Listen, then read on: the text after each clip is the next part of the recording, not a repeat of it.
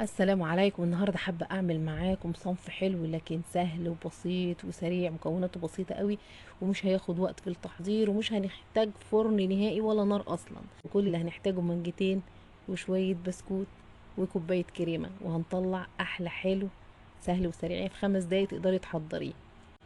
الطريقة دي حلوة قوي قوي، نقدر نستخدم معاها البسكوت السادة او الكيك. يلا بينا نبدأ ونسمي الله ونصلي على الرسول.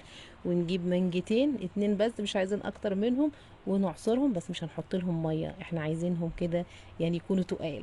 ونجيب البسكوت اللي هو بسكوت السادة اللي بتاع الشاي، يعني اللي احنا بنستخدمه ده على الفطار او الولاد بيستخدموه باستمرار. وممكن نحتاج 4 أكياس بسكوت، 4 بكاوي، يعني مش عارفة بيتقال ايه. المهم هنحتاج 4 أو 5 أو 6، كمية البسكوت زي ما انت عايزة. هناخد البسكوت نحطه في الكب علشان نفرمه ناعم.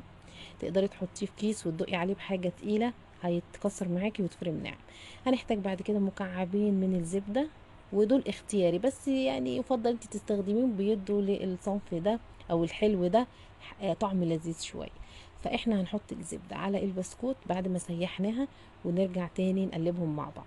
وهنحتاج كوباية بودرة كريم شانتيه خام اللي هي بدون سكر، وهنحتاج تقريبا كوباية وربع من المية المتلجة، وتقريبا نص كوباية سكر. هنا انا حطيت يعني السكر قليل شوية عشان انا هحلي المانجا، فكمية السكر هنا حسب ما تحبي.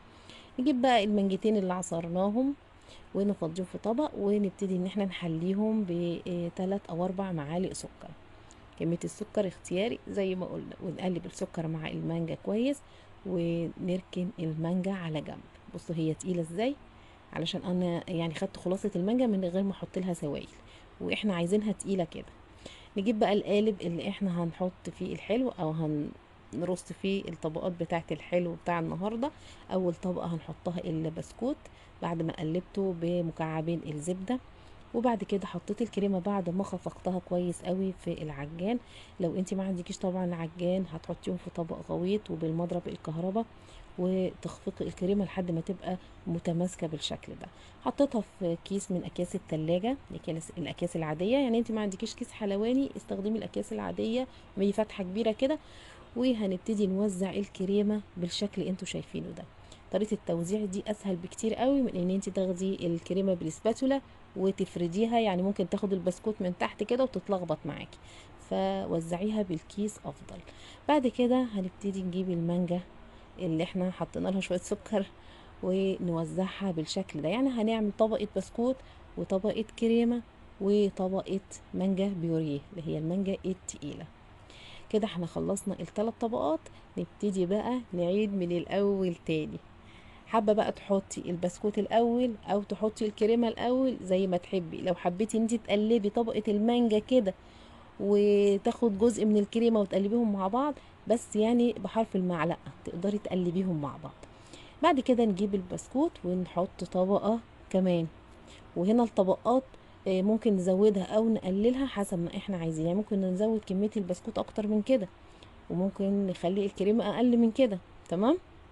يعني الحلو ده ملوش مقدار معين، المهم جربوه بالطريقة البسيطة دي. هيطلع معاكم لذيذ جدا. بعد كده حطيت طبقة الكريمة بنفس الطريقة، وبعد كده هبتدي اوزع المانجا. بس الوش هنا بقى ده خلاص الطبقة الأخيرة، هحط شوية من البسكوت كده وشوية من المانجا، وهحاول ان انا ادي شكل حلو من على وش القالب. تمام. يبقى الطبقات دي هنحطها بأي شكل احنا عايزينه. فانا جيت على الطبقه الاخيره حطيت البسكوت والمانجا مع بعض علشان يدوا شكل لطيف. وتقدري الحلو ده تعمليه في 5 دقايق. يعني ضيوف كده جم فجأة، قاعدين كده في سهرة بالليل وعايزين نعمل حاجة حلوة، الولاد طلبوا حاجة حلوة ومستعجلة، تقدري تعملي الحلو ده بسهولة، مش هياخد وقت خالص. مفيش تحضير كتير، مفيش فرن، مفيش نار خالص. فحاجة كده سهلة وسريعة وطعمها لذيذ، والنتيجة زي ما انتي شايفة حلو، لكن طعمه حلو بجد.